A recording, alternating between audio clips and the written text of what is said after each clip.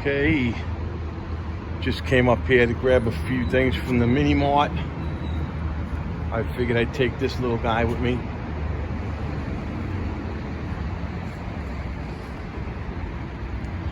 Like always, she's running tip-top.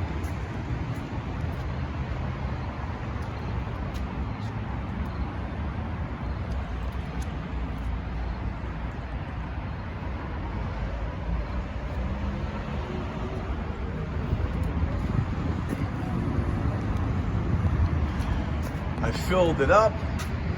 I had a half a tank. It took 50 cents to fill it. It's a tiny tank. And yeah, you need to stick around the neighborhood for sure. I might get about 10 miles, 15 miles out of that tank. 10, 15. And that of course is riding hard, you know, doing over 50, 55 miles an hour.